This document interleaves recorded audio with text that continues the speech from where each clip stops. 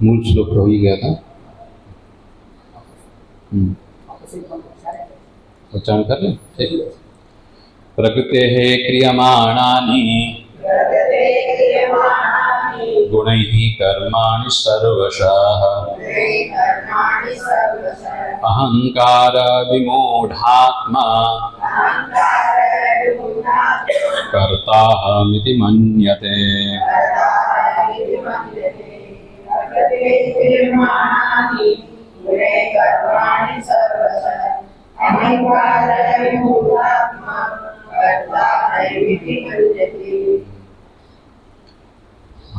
भूमिका में शंकरानंद जी महाराज ने कह दिया कि यह जो श्लोक है सूचित करने के लिए आया है कि कर्म किन के लिए होता है, अज्ञानियों के लिए ही होता है, ज्ञानियों की दृष्टि में कर्म होता ही नहीं। ये बात को सूचित करने के लिए ये श्लोक आया है। और ज्ञानियों को कर्म करने के लिए भी पीछे कहा गया, अब कह रहे कि यहाँ की कर्म होता ही नहीं। तो अब अज्ञानी की दृष्टि से ज्ञानी कर्म करता हुआ सा प्रतीत होता है, और अज्ञानियों को प्रेरित करने के लिए वो करता हुआ सा जैसा चल रहा था उसको उसी तरह से चलने देना चाहिए। ये केवल ईश्वर की प्रेरणा हो गई ज्ञानियों के लिए। और यथार्थ में होता क्या है इस बात को समझाने के लिए ये श्लोक आया कि ज्ञानियों की दृष्टि में कर्म क्यों नहीं होता है और अज्ञानी की दृष्टि से कर्म क्यों होता है। ये दोनों बातों को समझाने के लिए एक ही श्लोक में देखिए, ज्ञानी की दृष्टि से कर्म क्यों नहीं हो रहा है, ज्ञानी कर्म क्यों नहीं करता है, और अज्ञानी कर्म क्यों करता है। ये दोनों बातें एक ही श्लोक में आया है। इसी हाँ, तो अज्ञानी का भी लक्षण साथ में आ रहा है और ज्ञानी का भी लक्षण एक साथ आ रहा है। तो ये श्लोक बड़ा विशिष्ट हो गया ना, एक साथ दोनों का लक्षण यहाँ आ रहा है। तो शब्दार्थ तो हम लोगों ने कर लिया था। अब प्रकृति के किए हुए, प्रकृति के जो गुण है उनके द्वारा किए हुए जो कर्मों को अज्ञानी समझता है हमने किया है, इसलिए उसको अभिमान होता है। तो कर्तृत्व के अभिमान के कारण वहाँ पर अज्ञानी का कर्म होता है। और ज्ञानियों में क्योंकि कर्तृत्व अभिमान रहा ही नहीं, अज्ञान जो है विद्या के कारण नष्ट हो चुका है, इसलिए उनकी दृष्टि से कर्म हो ही नहीं रहा है। तो ये मूल समाधान था। अब इसको देखते हैं। प्रकृतिर्माया सत्वादि गुण द्वारा आकाशादि महाभूत रूपेण परिणता तस्याः प्रकृतिर्गुणाः कार्यभूता देहेन्द्रियादयः तैरेव च क्रियमाणाः न क्वचिदपि आत्मना क्रियमाणानि सर्वाणि कर्माणि। अब देखते हैं कि प्रकृति ही मूल में आए ना, प्रकृति है क्रियमाणानि, प्रकृति के गुण के द्वारा किए गए कह रहे हैं ना। तो प्रकृति क्या लेना चाहिए, तो प्रकृतिर्माया, प्रकृति शब्द का अर्थ प्रकृष्टेन करोति थी, प्रकृति जो अच्छी तरह से करता हो उसी को प्रकृति बोलते हैं। ठीक, शुद्ध सत्व को नहीं ले रहे, पूरे तीनों गुणों के साम्य अवस्था को प्रकृति कहते हैं। ठीक, अब यहाँ कह रहे प्रकृति शब्द का अर्थ माया लेनी चाहिए। तो और माया का मतलब सत्वादि गुण द्वारा आकाशादि महाभूत रूपेण परिणता। ठीक, केवल माया से तो चलेगा नहीं, तो प्रकृति का स्वभाव को कह रहे थे ना। तो यहाँ स्वभाव अर्थ में प्रकृति नहीं ले रहे, प्रकृति मूल कारण को ही ले रहे। सारे जगत का जो मूल कारण है उसको प्रकृति ले रहे, किंतु उसके द्वारा डायरेक्ट तो कार्य हो नहीं रहा है। तो फिर प्रकृति शब्द से क्या लेना चाहिए, तो सत्वादि गुण द्वारा आकाश आदि महाभूत रूपेण परिणता। प्रकृति में सत्व गुण, रजोगुण और तम गुण तीनों गुण है। तो उन्हीं के विषमता होने से प्रकृति में जैसे ही गुण में विषमता आने लग जाती है, तमो प्रधान होने लग जाते हैं, तो क्या सृष्टि प्रारंभ हो जाता है। प्रकृति से महान आकाश आदि के उत्पन्न हो जाते हैं ना, तो क्षोभ होने से। ठीक, अब क्षोभ का मतलब उसमें क्षेप, सत्व गुण की वृद्धि अथवा तम गुण की वृद्धि हो जाना, वही वहाँ पर क्षोभ है। और कर्मों के कारण हो जाता है, समय के हिसाब से हो जाता है। तो ईश्वर की संकल्प जो है ना, स इक्षता एको हम बहुश्याम, इस प्रकार का ईश्वर का ईक्षण ही वहाँ पर क्षोभ है। तो ईक्षण भी क्या है कि सृष्टि होने वाले जितने भी प्राणियों के कर्म जब फलोन्मुख होता है वही वहाँ पर ईश्वर की संकल्प है, अतिरिक्त नहीं। समष्टि जैसे सारे प्राणी का महाप्रलय अवस्था में तो बीज अवस्था में स्थिति हो जाती है, सारे कर्म बीज रूप में रहते हैं। अब उन बीजों का जब फल देने का बारी आ जाता है ना, तो फलोन्मुख की अवस्था में ही वहाँ पर क्या होने लग जाता है कि उसमें क्षोभ होने लगता है। तो उसी क्षोभ को ही क्या कहा देते हैं, ईक्षण बोल देते हैं। ईश्वर का ईक्षण मतलब संकल्प। ईश्वर ने संकल्प किया मतलब वहाँ पर अतिरिक्त आकर के ईश्वर ने संकल्प ही क्यों किया, ये भी बात आ जाती है। एक को हम बहुश्याम करके ईश्वर में संकल्प इच्छा क्यों जगी, ईश्वर में अभी भी वासना बची है क्या? तो ईश्वर में वासना नहीं बची है, समस्त जो प्राणियां हैं, समष्टि प्राणियों की जो वासना ही क्या है, मूर्त रूप होकर के किस रूप में आते हैं, ईश्वर के संकल्प के रूप में आ जाते हैं। तो अतिरिक्त ईश्वर का वहाँ पर इच्छा नहीं है, जीव की जो वासना ही है उसको संचालित कर देते हैं, इसलिए वहाँ पर ईश्वर के संकल्प के रूप में प्रस्तुत होते हैं। तो ये वही प्रकृति माया है। अब वो ईक्षण आदि करके क्या होगा, तस्माद वा ये तस्माद आत्मना आकाशा संभूत आकाशाद वायु वायुरग्नि अग्नि है आपह अद्भ्य पृथ्वी, जो सृष्टि प्रक्रिया वहाँ बताई है उपनिषदों में, यहाँ पर भी वही प्रक्रिया समझ लेनी चाहिए। तो इस तरह से परमात्मा के संकल्प से, संकल्प ही वहाँ मूल प्रकृति हुई, उसी प्रकृति से अब सारे जगत का बीजभूत रूप है, समष्टि का जो बीज रूप वही प्रकृति है, और वही प्रकृति त्रिगुणात्मिका सत्व रज और तम तीनों गुणों की अवस्थाओं में प्राप्त होते हैं, और वही इसे क्या है सृष्टि होकर के आकाश आदि की सृष्टि हो करके आकाश वायु अग्नि जल और पृथ्वी के रूप में सृष्टि हुई। तो इस क्रम से सृष्टि होने के बाद अब वहाँ पहले इसको तन्मात्रा के रूप में लेते हैं सूक्ष्म रूप में, फिर उसका स्थूल रूप में पंचीकरण हो जाता है। ये सारी प्रक्रिया सृष्टि प्रक्रिया की समझ लेनी चाहिए। महाभूत रूपेण परिणत, अब सृष्टि में भी दो प्रकार का मानते हैं, कहीं एक साथ सृष्टि भी बताई है और कहीं क्रम से सृष्टि बताई है। उपनिषदों में दोनों तरह का सृष्टि का वर्णन मिल जाता है, ठीक है। त्रिविधकरण भी है, पंचीकरण भी है। और दूसरी बात ये सृष्टि के लिए दो बात आती है, एक तो परमात्मा ने क्या किया क्रम से, परमात्मा की जो माया है संकल्प, उससे आकाश, आकाश से वायु, इस तरह से एक एक क्रम बद्ध करके सृष्टि वहाँ पर बताई है। और कहीं सीधा ही परमात्मा के संकल्प से जगत उत्पन्न हो गया, ये भी कह दिया। दोनों बातें आई हैं, ठीक। अब प्रक्रिया को समझाने के लिए, बोध को कराने के लिए प्रक्रिया है, ठीक है, और एक दृष्टि सृष्टिवाद है। उसके हिसाब से क्या होगा, सीधा ही जगत प्रकट हो जाता है, क्योंकि सारा जगत माया से निर्मित है। और जैसे स्वप्न में पदार्थ उत्पन्न होते हैं, स्वप्न में दिखाई देते हैं ना, तो अब वो स्वप्न में दिखाई देने वाले पदार्थों में क्या इसके बाद ये उत्पन्न हुआ, ये क्रम होता है क्या? नहीं होता है। कभी कभी क्रम हो भी जाता है, मतलब स्वप्न में देख लिया शादी हो गई, फिर बच्चे हो गए, लड़के हो गए, नाती हो गए, ये क्रम भी हो जाता है। अचानक स्वप्न में क्या है, नाती पोते एक साथ भी हो गए, दोनों ही हो सकता है, ठीक है। तो मायामय जगत में क्रम भी हो सकता है और विक्रम भी हो सकता है, क्रम से विरुद्ध एक साथ भी हो सकता है। तो क्रम इसीलिए क्योंकि व्यावहारिक जगत की दृष्टि से देखा जाए तो, क्योंकि कार्य कारण भाव की व्यवस्था दिखती है ना जगत में, हम लोग क्या देखते हैं, बिना कारण के कार्य होते हुए नहीं देखते हैं। कुछ न कुछ कारण होता है तभी जाकर के कुछ न कुछ कार्य होता है।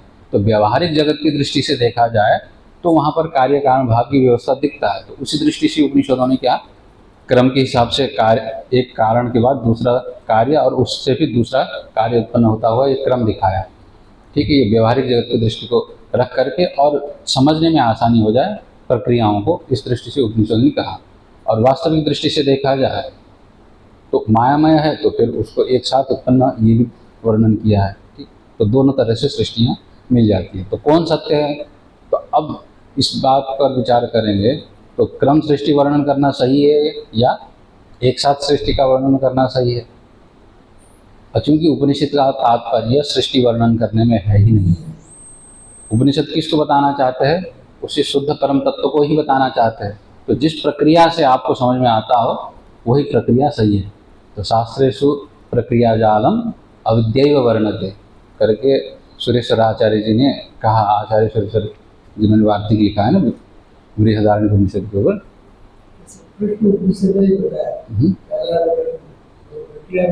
हाँ, तो ये जो प्रक्रिया जितनी बताई जाती है, अब यया प्रक्रिया भवेत पुंसाम बोध, ठीक है। जिस प्रक्रिया को लेकर के बोध हो सकता हो उन प्रक्रियाओं को स्वीकार करने में आचार्य को कोई हानि नहीं है, ठीक। फिर भी अब गुरुओं के जो उपदेश दिए हुए जो आचार्य की जो प्रक्रिया है, क्योंकि गुरु का उपदेश है तो फिर उसको सुनने में पुण्य होता है, इस दृष्टि से अनुभव भी रहता है ना, और गुरुओं की उपदेश की प्रक्रियाओं को ग्रहण करते हैं, तो उस समय में क्या है, गुरु की उपदेश के सुनने में पुण्य होता है, पुण्य से अंतःकरण की शुद्धि होती है और उसमें श्रद्धा होती है, तो फिर समझ में जल्दी आ जाती है। अपनी ही प्रक्रिया विकसित करने लग जाएंगे, जन्म जन्मांतर लग जाएंगे, तब भी नया नहीं हो पाता है। तो बस इतनी ही प्रक्रिया है, यहाँ प्रक्रिया में आग्रह नहीं है, ये बात समझ लेना चाहिए। ठीक, हाँ, प्रक्रिया को समझ करके आगे बढ़ना चाहिए। तो इस तरह से यहाँ प्रकृति माया ले लिया, माया से मतलब यहाँ पर कार्य के रूप में परिणत हुआ, जो भी होगा उसको यहाँ पर प्रकृति शब्द से कहा रहे। ठीक, तो आकाश आदि महाभूत रूपेण परिणता, ये कह दिया। तो प्रकृति से क्या ले गया, पृथ्वी जल तेज वायु आकाश। ठीक है, इसके जो सूक्ष्म रूप है, तो सूक्ष्म रूप का मतलब हो गया कि इनके तन्मात्रा, शब्द तन्मात्रा, रूप तन्मात्रा, रस तन्मात्रा इत्यादि है, जो इंद्रियों के उत्पादक माने जाते हैं। तो अब ये हो गया आपका प्रकृति। अब उसके जो गुण, प्रकृति के गुण कह दिया। प्रकृति शब्द से इन्होंने क्या लिया, इंद्रियों के उत्पादक जो तन्मात्राएं हैं उसको ले लिया, सूक्ष्म भूत को ले लिया। अब उसके जो गुण, प्रकृति है गुण कार्यभूता, प्रकृति के जो गुण है। अब यहाँ प्रकृति का गुण सीधा सीधा तो लिया जाए तो 70 रजतम 3 गुण होते हैं, किंतु अब यहाँ गुण शब्द से क्या ले रहे हैं, गुण के कार्यों को ले रहा है। तो फिर गुण शब्द का अर्थ हो गया कार्यभूता। तो कार्यभूत कौन है, तो देहेन्द्रियादय, शरीर है, इंद्रियां है, ये सब ये कार्य रूप है। तो गुण शब्द से क्या ले रहे हैं यहाँ पर, प्रकृति के गुण, मतलब प्रकृति के कार्य जो प्रकृति से उत्पन्न हुए हैं। तो क्या क्या लेना चाहिए, शरीर ले लीजिए सबसे पहले, स्थूल शरीर। स्थूल शरीर किससे उत्पन्न हुआ है, पंच महाभूतों से उत्पन्न हुआ है। ठीक है, पार्थिव प्रधान, पृथ्वी तत्व प्रधान, ये 5 जो महाभूत है, जैसे माता पिता का शुक्र और शोणित, दोनों से मिल करके ही शरीर बनता है ना। तो मूल रूप में बीज वही है स्थूल शरीर का। अब माता का और शोणित भी, वहाँ पर भी क्या है, पार्थिव तत्व प्रधान है, बाकी तो उसमें भी जल तत्व भी है, उसी तरह से उसमें तेजस तत्व भी है। ठीक है, सही मात्रा में उष्णता नहीं होगा तो फिर वो गर्भ वृद्धि नहीं होगा। हाँ, तो तीनों, माता के भी आधा अंश आएगा, पिता का भी आधा अंश आएगा। ठीक है, अब इसको 3 रूप में ले लिए, 6 रूप में ले लीजिए। ठीक है, क्रोमोजन के रूप में ले लिया तो 24 हो जाएगा। अब जिस रूप में लेना चाहते हैं, ठीक है, प्रक्रिया की ना बात है, ये सब किस आता है, दोनों की आधा आधा, सीधी सी बात है। चाहे माता का हो चाहे पिता हो, दोनों के अंश से क्या है, आधा आधा अंश आता है। अब इन दोनों में है क्या कि पार्थिव अंश भी है, जलीय अंश भी है, तेज अंश भी है, वायु का अंश भी है। वायु उसमें गतिशील रहता है, शुक्र में गतिशील होने से ही क्या है, गर्भ की वृद्धि होती है। तो वायु का अंश भी है और आकाश का अंश। अगर स्पेस ना हो, जगह ना हो, तो वो बढ़े कहाँ गर्भ। ठीक, तो इस तरह से देखा जाए तो इसको शरीर क्या है, 5 भूतों से बना हुआ। तो देह हो गया 5 भौतिक, इंद्रियां हो गई, ये भी इंद्रियां भी किससे उत्पन्न हुई, 5 भूतों से, किंतु ये पंचीकृत 5 महाभूतों से उत्पन्न न होकर के अपंचीकृत जो 5 महाभूत है उनसे उत्पन्न हुए हैं। अब इसमें सूक्ष्म शरीर में क्या क्या आते हैं, 17 तत्व अथवा 16 तत्व आते हैं ना, 19 तत्व। तो 5 ज्ञानेंद्रिय, 5 कर्मेंद्रिय, 5 प्राण और मन ले लीजिए अथवा अंतःकरण ले लीजिए। अंतःकरण को 4 मानते तो 19 तत्व हो जाएगा, 1 करके मांडव्य उपनिषद में। ठीक है, हाँ, इस तरह से आया है। तो फिर 19 के हिसाब से लेंगे तो मन बुद्धि चित्त अहंकार हो जाएगा। अंतःकरण 1 ही लेंगे तो फिर क्या हो जाएगा, 16 हो जाएगा सूक्ष्म शरीर। तो ये किससे उत्पन्न हुआ है, अपंचीकृत 5 महाभूतों से उत्पन्न हुआ है। तो यहाँ पर भी वही कह रहे हैं। तो ये जो कार्यभूत गुण हो गए, ये सब इंद्रियां जो हो गई, सूक्ष्म शरीर जो हो गए, सब ये भी गुण हो गए, मन तत्काल गया। अब ये प्रकृति के गुणों के द्वारा ही, प्रकृति के गुण हो गया शरीर, इंद्रिय और मन, ये ले लें। तैरेवह, इन्हीं के द्वारा, तैरेवह क्रियमाणानि, इधर जोड़ लीजिए, उन्हीं के द्वारा ही किया जा रहा है क्या, कर्माणि। तो जितने भी कर्म होगा, देखने की जो कर्म होगा कौन करेगा, चक्षु ही करेगा। सुनने की जो क्रिया है वो कौन करेगा, कर्ण ही करेगा। तो इस तरह से अब चलने की जो क्रिया होगी वो कौन करेगा, पैर ही करेगा। तो जितने भी क्रियाएं दिखती है, जितने भी कर्म हो रहे हैं, वो सब किनके द्वारा हो रहा है, प्रकृति के जो गुण, स्थूल शरीर के द्वारा हो रहा है, चलना फिरना, खाना पीना, अब जो बूढ़ा हो रहा है, जाग रहा है, ये सब स्थूल शरीर से ही हो रहा है, कुछ सूक्ष्म शरीर से हो रहा है। संकल्प विकल्प हो रहा है, सोच रहे, विचार कर रहे, कल्पनाएं कर रहे हैं, ठीक है, योजनाएं बन रहे, ये सारी जितनी क्रियाएं किनके द्वारा हो रही हैं? प्रकृति के गुणों के द्वारा ही हो रहे हैं, ये कर रहे हैं। न क्वचित अभी आत्मना क्रियमाणानि, कभी भी शुद्ध बुद्ध चैतन्य जो आत्मस्वरूप है उसके द्वारा, जो कि निष्क्रिय है, ठीक, क्रिया करने के लिए क्या होनी चाहिए? पहले से अभाव होनी चाहिए, फिर बाद में उसकी प्राप्ति होनी चाहिए। और आत्मा का स्वरूप कैसा कहा है इन्होंने? व्यापक कहा है, अपरिच्छिन्न कहा है। क्रिया करने के लिए परिच्छिन्न होना जरूरी है। कोई भी क्रिया करने के लिए थोड़ी सी जगह पे होनी चाहिए स्थिति, और उससे आगे बढ़ने के लिए साधन होने चाहिए, तब जाकर के होगा। तो आत्मा की जो स्वरूप की स्थिति कैसी है? यहाँ पर भी वही रूप है और वहाँ पर भी वही रूप है, बराबर सब जगह है। तो क्रिया करने के लिए एक जगह भाव होनी चाहिए, स्थिति होनी चाहिए, और दूसरी जगह उसकी अभाव होनी चाहिए, तब जाकर के कोई क्रिया कर सकता है। वह आत्मा का स्वरूप अपरिच्छिन्न होने से, व्यापक होने से वहाँ पर क्रिया संभव नहीं है। तो न क्वचित अभी आत्मना क्रियमाणानि, कोई भी जो कर्म हो रहा है वो आत्मा के द्वारा, शुद्ध स्वरूप परमात्मा के द्वारा हो ही नहीं रहा है। सर्वाणि कर्माणि, तो एक दो कर्म न होता होगा, कुछ तो कर्म होता होगा, तो उसके लिए करें सर्वाणि कर्म, सारे कर्म, कोई भी कर्म हो, कोई भी क्रिया हो, वो आत्मा के द्वारा नहीं किए जाते हैं। अब ऐसे कर्मों के प्रति क्या हो रहा है? अविद्वान कर्म किनके द्वारा हो रहा है? इंद्रियों के द्वारा, शरीर के द्वारा, मन के द्वारा हो रहा है। मतलब आत्मा से भिन्न अनात्मा के द्वारा हो रहा है, ये साफ बात हो गई। अब यहाँ पर ये भी समझना चाहिए, अगर चैतन्य की उपस्थिति न हो और आत्मा की कृपा न हो, ठीक है, अनुग्रह न हो, आत्मा अनुमति न दे, तो ये जड़ भी क्रिया नहीं कर सकते, ये बात पक्की है। अब आत्मा की उपस्थिति में जो है, चुंबक की उपस्थिति में ही लोहा क्रियाशील होते हैं, आकर्षित होते हैं और लोहे हिलने लगते हैं। अब चैतन्य की उपस्थिति में ही यहाँ पर क्या हो रहा है? प्रकृति के जो गुण, शरीर, इंद्रिय, मन के द्वारा क्रियाएं हो रही है, उन्हीं के द्वारा हो रहा है, ठीक है, हिल रहे वही है।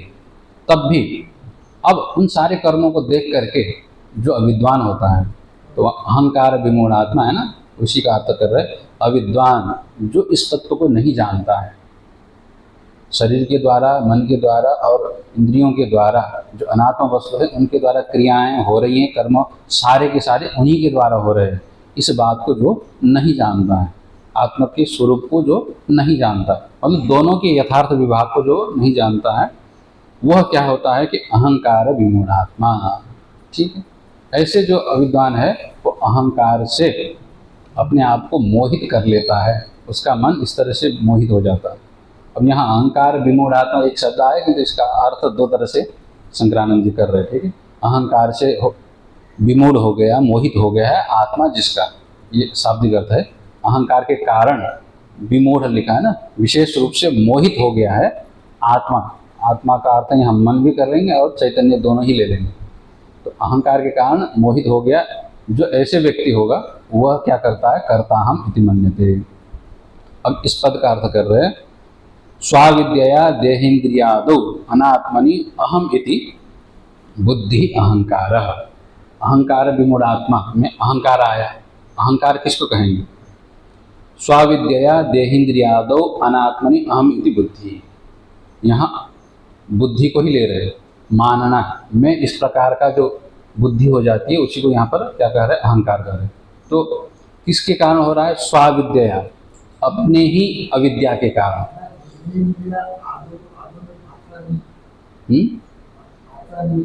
क्या नहीं है? देहेन्द्रियादौ ये संधि हुआ है, ठीक है। ये चोयवाया ऐसा सूत्र है, वो क्या कर देता है? औ को आव आदेश कर देता है, ठीक है, व्याकरण के हिसाब से। तो स्वाविद्यया, तो स्वाविद्यया, स्व का मतलब होगा आत्मस्वरूप का बोध न होने से, आत्मस्वरूप के अज्ञान के कारण क्या हो रहा है? देहेन्द्रियादौ, देह में, इंद्रिय में, मन बुद्धि चित्त अहंकार जितने भी अनात्म वस्तु में क्या हो रहा है? अनात्म, ये सब आत्मा से भिन्न पदार्थ है। ऐसे अनात्मा में अहम इति बुद्धि ही, मैं ऐसा मान रहा है, ठीक है। तो स्वयं की अविद्या के कारण देहेन्द्रियादियों में अहम बुद्धि होने से, मैं ऐसा बोध हो जाने से वो क्या कर रहा है, इसी बोध को ही क्या ले रहे हैं यहाँ पर, अहंकार ले रहे हैं। अहंकार मतलब अहम करना, अहम करोति थी अहंकार, मैं ऐसा मानना, इसी को ही अहंकार कह देते। तो मैं किस में मान रहा है, अनात्म वस्तु जो देहेंद्रिय आदि है उसी में ही मैं मान रहा है। ऐसे जो अहंकार है, इस अहंकार के कारण क्या हो रहा है, विमूढ़, मोहित हो रहा है। तो विमूढ़ का मतलब विपरीत ग्रहण तत्पर, ठीक है, उल्टे ही ग्रहण करने में लगा ही रहता है। पहले अविद्या के कारण अनात्म वस्तु को आत्मा मान लिया है और उस मानने के कारण आगे और संस्कार बढ़ाने में तत्पर रहता है, ठीक है। पहले मान चुका है और विमूढ़ का मतलब ही मानना ही होता है, किंतु किस तरह से मान रहा है कि यही है, इससे अतिरिक्त और आत्मा है ही नहीं। इस प्रकार से विपरीत ग्रहण करने में निरंतर लगा हुआ व्यक्ति को क्या कहेंगे, विमूढ़ कहेंगे। विशेष रूप से मोहित हो गया है, अनात्म वस्तु ही आत्मा है, इसको ग्रहण करने में निरंतर तत्पर जो रहता है वो विमूढ़ हो गया। विमूढ़, हाँ आत्मा, अब आत्मा शब्द का अर्थ यहाँ शुद्ध चैतन्य न लेकर के क्या ले रहे हैं, मन ले रहे हैं। आत्मा मन यस्य स्व अहंकार विमूढ़ आत्मा, जिसका मन सदा ही उल्टा ही ग्रहण करने में लगा ही रहता है। क्यों? क्योंकि स्वयं की बोध न होने के कारण क्या कर रहा है कि अहंकार जो हो गया है, अर्थात अनात्मा को आत्मा समझ लिया है, और इस प्रकार के समझ के कारण अब वो निरंतर किस में लग रहा है, विपरीत ग्रहण करने में ही लगा हुआ है, जिसका मन इस तरह के जो व्यक्ति को क्या कहेंगे, अहंकार विमूढ़ आत्मा। उल्टा ही अर्थ लगा रहा है अपने हिसाब से, जो जैसा वस्तु है उसको वैसा न देख करके उल्टा ही ग्रहण करने में लगा हुआ है, और उसी के आग्रह में ही बैठा हुआ है कि नहीं ऐसा ही है, शरीर ही आत्मा है। हाँ, हो ही नहीं पाएगा ना, शरीर ही आत्मा जब तक नहीं मानेंगे तब तक कर्म तो शरीर से ही हो रहा है। तो मैं करता हूँ कहने के लिए यही करता है, ये शरीर ही तो मैं हूँ, ये हम जब तक नहीं होगा तो कर्म भी तो नहीं हो पाएगा। तो ये अहंकार विमूढ़ आत्मा, ये एक अर्थ कर दिया। ये अहंकार, अब ये आचार्य क्या है, अर्थ थोड़े थोड़े अंतर करते हैं, सूक्ष्म दृष्टि से विचार करते हैं। तो एक अहंकार विमूढ़ आत्मा, ये आत्मा का अर्थ मन लेकर के इन्होंने विचार किया।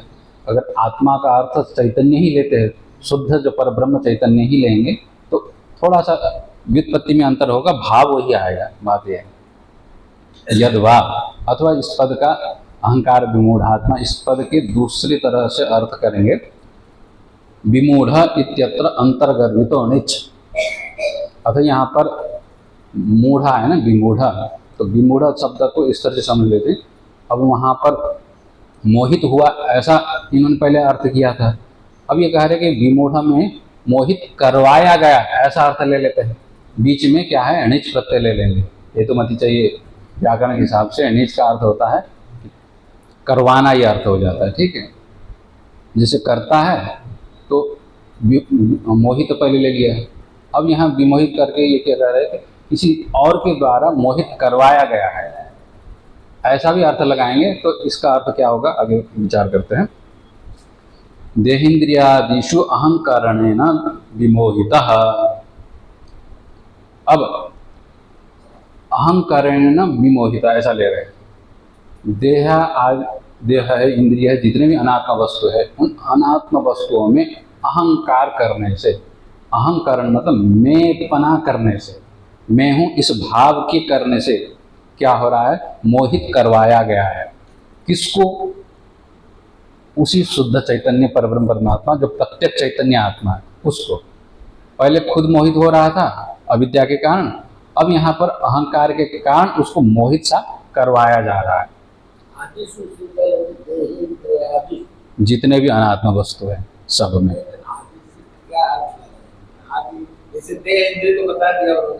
मन आएगा, बुद्धि आएगा, उसके बाद फिर आपका धन आएगा, घर आएगा, जितने जड़ वस्तु है वो सारे अनात्म वस्तु, आत्मा से भिन्न जो वस्तु होगा उसी को यहाँ पर लेंगे। तो देह, इंद्रिय, मन और जितने भी आपको प्रिय लगता है, जितने भी आपको द्वेष्य लगता है, ठीक, अप्रिय लगता है, ये सारे वस्तु अनात्म वस्तु है। उन सब के प्रति अहंकार करने से मोहित हो गया है। मोहित करवाया गया, ऐसा समझ लेना चाहिए। तो कैसे मोहित करवाया गया उसको? तो अब द्रष्टाहम, स्प्रष्टाहम, श्रोताहम, घ्राताहम, रसयिताहम, मंताहम, बोद्धाहम, कर्ताहम, भोक्ताहम इति तत्तत् उपाधि संबंध संभावित विपरीत वृत्ति नाम विषयताम गमितः आत्मा। ठीक, इस तरह से उसको क्या करा है? भ्रमित करवाया गया है। किसके कारण? अहंकार के कारण। किसको भ्रमित करवाया गया है? तो प्रत्यक लक्षण आत्मा को, जो प्रत्यक चैतन्य है, साक्षी जो चैतन्य हो रहा है ना, जो सबके अंदर बैठा हुआ और विपरीत जो बैठा हुआ है, उसको प्रत्यक चैतन्य बोलते। उसको क्या करवाया जा रहा है? भ्रमित करवाया जा रहा है। किस रूप से? दृष्टा हूँ, देखने वाला मैं हूँ, इस रूप से भ्रमित करवाया जा रहा है। अब देख कौन रहा है? देख रहा है चिदाभास। देखिए, देखने की क्रिया जो हो रहा है, साधन तो इंद्रियां है, चक्षुर इंद्रिय के माध्यम से देखा जा रहा है, और चक्षुर इंद्रिय के साथ तादात्म्य अध्यास करके जो बैठा हुआ है ना, वो जो चिदाभास है वही देखता है। किंतु भ्रांति किसको कर रहा है? कूटस्थ चैतन्य की ओर डाला जा रहा है, आरोप उसमें किया जा रहा है। तो ये भ्रमित करवाया जा रहा है, मतलब देख एक रहा है और भ्रमित दूसरे को करवाया जा रहा है। इस तरह से दृष्टा हम, मैं देखता हूँ, देखने वाला मैं हूँ। तो देखने की क्रिया तो कौन कर रहा है? आँख, चक्षु ही कर रहा है, और चक्षु के साथ तादात्म्य अभ्यास करके जो बैठा हुआ है चैतन्य चिदाभास, वो ही कर रहा है। किंतु भ्रांति किसमें करवाया जा रहा है? कूटस्थ साक्षी जो प्रत्यक्ष चैतन्य, उसमें करवाया जा रहा है। उसी तरह से मैं छूने वाला हूँ, स्प्रष्टा हम, श्रोता मतलब मैं सुनने वाला हूँ, घ्राता मैं सूंघने वाला हूँ, रसयिता मैं स्वाद लेने वाला हूँ, और मनता मैं मानने वाला हूँ, अर्थात मनन करने वाला हूँ। ठीक है, मनता का अर्थ मानने वाला अथवा मनन करने वाला हूँ। बोद्धा समझने वाला हूँ, समझदार हूँ। ठीक है, कर्ता करने वाला हूँ, भोक्ता भोग करने वाला हूँ। इस प्रकार तत्तत् उपाधि संबंध संभावित विपरीत वृत्ति नाम विषयिताम गमितः। अब ये सब कब होता है? तत्तत् उपाधियों के संबंध से ही आता है। देखने वाला हूँ कब आता है? जब देखने की जो उपाधि कौन? चक्षु इंद्रिय, उसके साथ संबंध करके जब चक्षु की वृत्ति बनती है, देखने की जो वृत्ति बनेगी, और उस वृत्ति के साथ तादात्म्य अध्यास होकर के ही क्या देखने वाला हूँ होता है। तो इस तरह से संभावित विपरीत वृत्ति, देखिए उपाधियों के साथ संबंध होकर के जब विपरीत वृत्ति बनने लगती है। अब वृत्ति विपरीत कहने का मतलब चक्षु की वृत्ति तो सही है, किंतु उस देखने वाले की क्रिया की जो वृत्ति हो रही है, उस वृत्ति के साथ जो नहीं देखता है, जो नहीं सुनता है, उसके साथ तादात्म्य अध्यास हो रखा है। हाँ, वो यहाँ पर विपरीत भावना है। ठीक है, अब वृत्ति चैतन्य तो देखने वाला है ये, किंतु उस वृत्ति चैतन्य के साथ कूटस्थ चैतन्य के साथ एकत्व का भाव हो रहा है, ये विपरीत भाव हो गया। इस तरह से उन वृत्तियों के साथ विषयताम गमितः, उन वृत्तियों के साथ संबंध रखने का, उन वृत्तियों को देखने वाला के रूप में वो विषय बन गया है। कौन? आत्मा। कौन सा आत्मा? प्रत्यक लक्षण, प्रत्यक चैतन्य, जो कूटस्थ चैतन्य कहा जाता है, उसको क्या बना दिया? अब जो देखने वाला नहीं था, उसको देखने वाला बनवाया गया है। यही यहाँ पर क्या हो गया कि अहंकार विमूढ़ आत्मा, अहंकार के कारण विमूढ़ मतलब मोहित, भ्रमित करवाया गया है आत्मा को। जिसने किसने? अब हम जीव होने, वही बात है। तो यहाँ प्रत्यक चैतन्य क्यों बोलते पता है ना? ये प्रत्यक पश्चिम को भी बोलते, संस्कृत में प्रत्यक शब्द बड़ा मजेदार है। तो प्रत्यक शब्द का प्रति और अंशु धातु से बनता है। ठीक है, तो प्रति का अर्थ विपरीत होता है, अंशु मतलब गमन करने वाला, जो उल्टा चलता है। तो पश्चिम दिशा को भी क्या है, संस्कृत में प्रत्यक बोल देते हैं, और जो उल्टा चल रहा है उसको भी प्रत्यक बोल देते हैं। अब उल्टा क्यों चलता है? संसार में जितनी भी वस्तु है उससे विपरीत ये है। सारे वस्तु क्या है? विनाशी है, जड़ है। ठीक है, और उससे विपरीत ये चैतन्य क्या है? चैतन्य रूप है, नित्य स्वरूप है, अपरिवर्तनशील है, सारे बदलता रहता है, ये बिना बदले रहता है। तो विपरीत होने के कारण इस चैतन्य को क्या बोला जाता है? कूटस्थ चैतन्य को प्रत्यक बोला जाता है। तो इस तरह का जो प्रत्यक चैतन्य क्या हो गया? अब अहंकार के कारण मोहित भ्रमित करवाया गया है। ए ना मतलब कूटस्थ चैतन्य को क्या मनवाया गया है? अहंकार के कारण अब देखने वाला सुनने वाला इस तरह से भ्रमित करवाया गया है जिसने, और जिसने किसने? ये यही जीव ने, जिसको अविद्या हो रखा है, उसी ने कूटस्थ चैतन्य को इस तरह से मान लिया। उसी को क्या कहेंगे यहाँ पर? अहंकार विमूढ़ आत्मा। अब इस तरह से इन्होंने दो प्रकार से अर्थ लिया। पहले आत्मा शब्द का अर्थ मन ले लिया था, अब यहाँ पर आत्मा शब्द का अर्थ क्या ले लिया? प्रत्येक चैतन्य, कूटस्थ चैतन्य ले लिया। कूटस्थ चैतन्य को ही अहंकार के कारण भ्रमित करवाया है। ऐसे जो जीव होते हैं वही क्या करते हैं? कर्तामिति मन्यते, अपने आप को कर्ता समझते हैं। अब ये आचार्य की विशेषता है, एक ही पद को कई तरह से बताते हैं। अब बताने का भी तात्पर्य क्या है? अगर इस तरह से नहीं समझ में आते तो दूसरी तरह से समझ लीजिए, उस तरह से भी नहीं समझ आता और तीसरी तरह से समझ लीजिए। तो ये आचार्यों की कृपा है, गुरुओं की कृपा है कि एक ही बात को समझाने के लिए 10 जन का प्रक्रिया वो समझाते हैं। ठीक, तो थोड़ा थोड़ा ही अंतर है। अब जिस प्रक्रिया से आपको समझ में आ जाए वो सुंदर है। ठीक है, अब ये आग्रह करेंगे कि नहीं पहले वाला अर्थ ठीक था, दूसरा वाला गलत हो गया, दूसरा वाला ठीक था, तीसरे वाला गलत हो गया, इस तात्पर्य से नहीं कहा। ठीक, तो ज़्यादातर कई अन्य ग्रंथों में क्या हो जाता है कि पहले वाली प्रक्रिया में थोड़ी सी कमजोरी आ जाती है तो दूसरी प्रक्रिया को बिठाते हैं, तो उसमें भी थोड़ी सी कमी पेशी आती है तो तीसरे को करते हैं। हाँ हाँ, अब यहाँ पर सारी प्रक्रिया गलत है। देखिए, अब ये समझ लेना चाहिए कोई भी प्रक्रिया परम सत्य नहीं है, किंतु जो प्रक्रिया से बुद्धि में बात बैठ जाए वो प्रक्रिया सही अपने में। अब एक और प्रक्रिया, एक और अर्थ कर रहे हैं यद्वा करके।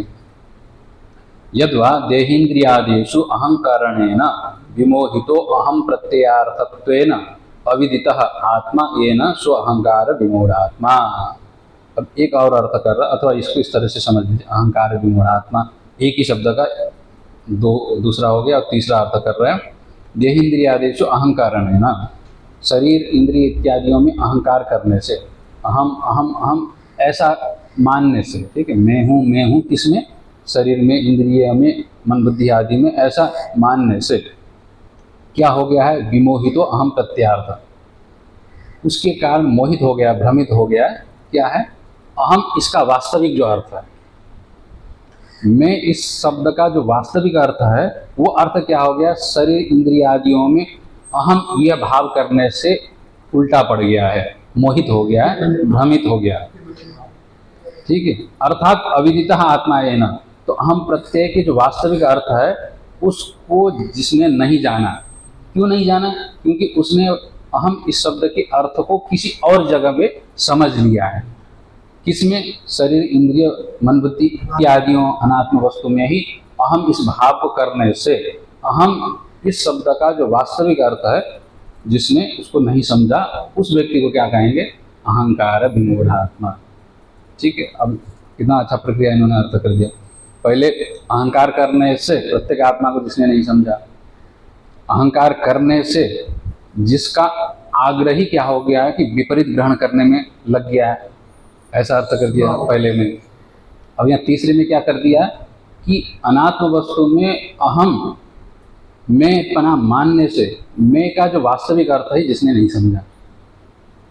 ठीक है, थोड़ा थोड़ा ये अंतर है। तो इस तरह से ये अर्थ हो गया, तो उसको क्या कहेंगे? अहंकार विमूढ़ात्मा।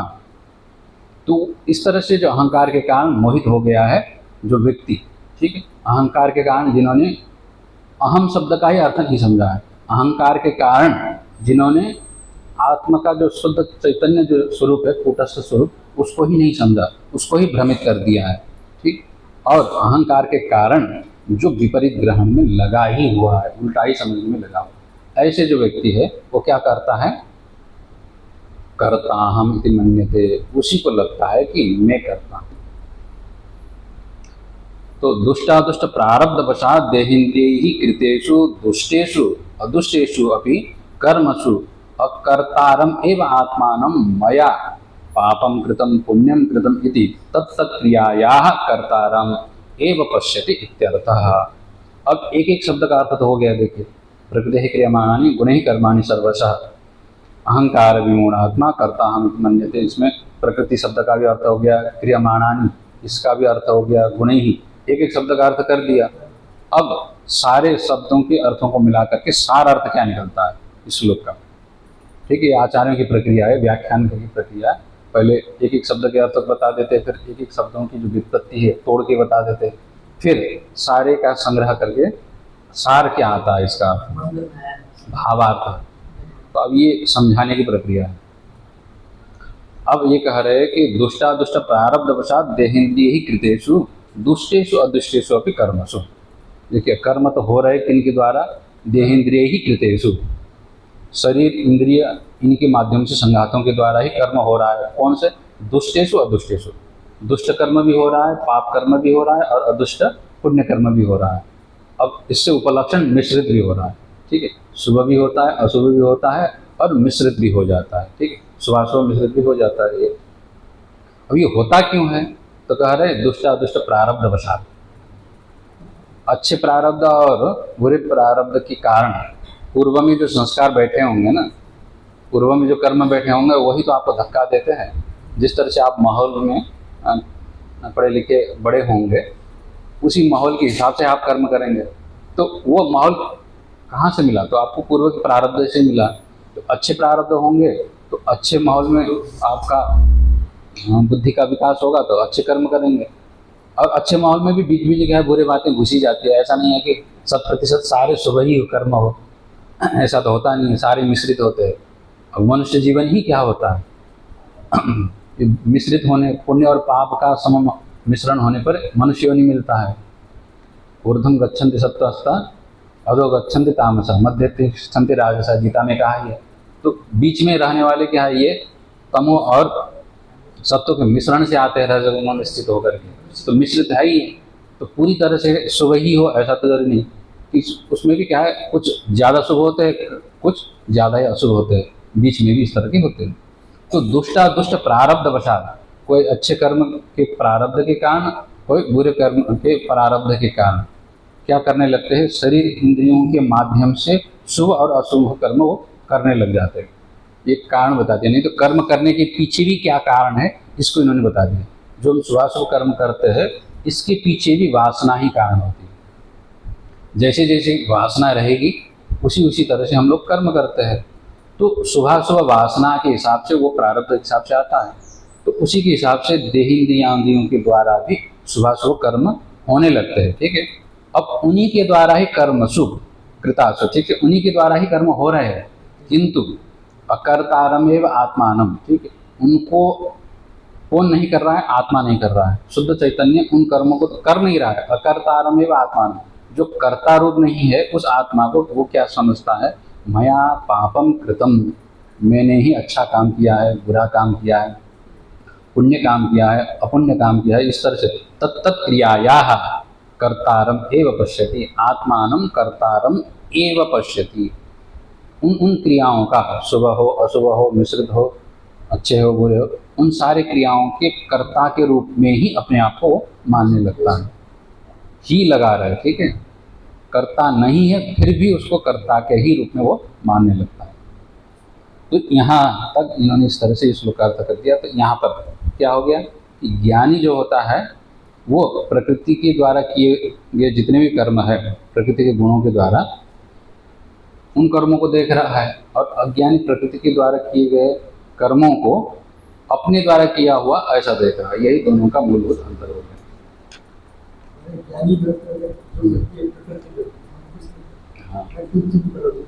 हाँ, ये तो कह ही रहे, उसका उच्चारण कर लेते, समय तो हो गया, उच्चारण कर लेते हैं।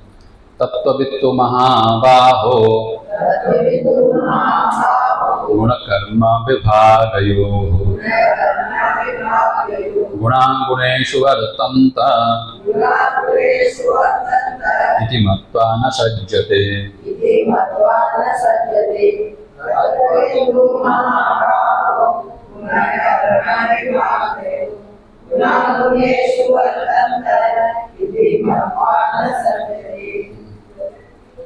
हाँ, यहाँ पर इसकी भूमिका भी कह रहे हैं। विद्वान युक्त इति यदुक्तम आत्मनो देहेन्द्रिय तत्कर्म संबंधाभाव दर्शनम विदुषस् तद अनेन प्रतिपाद्यते।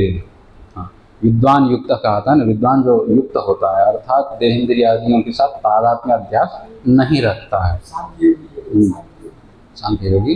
तो तत्ववित्तु, तत्व को, यथार्थ को जो जानता है, हे महाबाहु, ठीक है, संबोधन किया हुआ है। तो जिनके बाहु बहुत विशाल होते थे, अर्थात यहाँ संबोधन करने तात्पर्य यही है, महाबाहु कह दिया ना, विशाल बाहु मतलब ये पराक्रम को बताता है। तो यहाँ सबसे बड़ा पराक्रम क्या है? सबसे बड़े भ्रांति को तोड़ना ही सबसे बड़ा पराक्रम है, ठीक है। अनादिकाल से आया हुआ जो भ्रांति है, उसको जो तोड़ने में जो सक्षम हो जाए, वही सबसे बड़ा पराक्रम है। नहीं तो कितने कितने बलि आए, तोड़ नहीं पाते, ठीक है, संसार का चक्र चल ही रहा है। तो हे महाबाहो, जो तू कहा ना किंतु, अज्ञानियों की दशा तो क्या हो गया कि जो दूसरे कर रहे हैं उसको मैं कर रहा हूँ ये समझता है। जो यथार्थ को जानता है, किंतु जो यथार्थ को जानता है, तो मतलब किंतु तत्ववित, जो यथार्थ, तत्व मतलब यथार्थ को वित जानने वाला होता है, हे महाबाहु, वो पराक्रमी होता है। तुम जैसे पराक्रमी हो वैसे ही वो पराक्रम, सबसे बड़ा पराक्रम वही करता है। मतलब अनादिकाल से आया हुआ भ्रांति को तोड़ देता है। किस तरह से? गुण कर्म विभाग यो हो तत्ववित, वह यथार्थ को जानता है। किसकी यथार्थ को जानता है? गुण विभाग को और कर्म विभाग को, ठीक। विभाग शब्द आया है तो विभाग मतलब अलग करना। किनको? कर्म के विभाग को और गुण के विभाग को, अथवा गुण के कर्म का विभाग को, ये भी समझ लीजिए। गुण के विभाग को, कर्म के विभाग को, और गुण के जो कर्म है उनके विभागों को। गुण कौन कौन है, कर्म क्या क्या हो रहे हैं, और कौन गुण के द्वारा कौन कौन कर्म हो रहा है, इन विभागों को कौन जानता है? उसकी यथार्थ को जो जानता है। गुण कौन है? तो इंद्रियां गुण है, और उनके जो कर्म है, गुण इंद्रियां हो गई तो चक्षुर इंद्रिय के द्वारा देखने की क्रिया हो रही है, तो देखने वाला उस इंद्रिय के साथ तादात्म्य में अभ्यास करने वाला ही चिदाभास है, ये इसको जानता है, ठीक है। गुण को भी उसने समझ लिया, इंद्रियों को भी समझ लिया, इंद्रिय की क्रिया को भी समझ लिया, और उस क्रिया के साथ जो चिदाभास का तादात्म्य अध्यास होने के कारण वही उस कर्म का करता है, इस बात को भी जो समझता है, वही क्या हो गया? तत्वविद हो गया, यथार्थ को जानने वाला हो गया।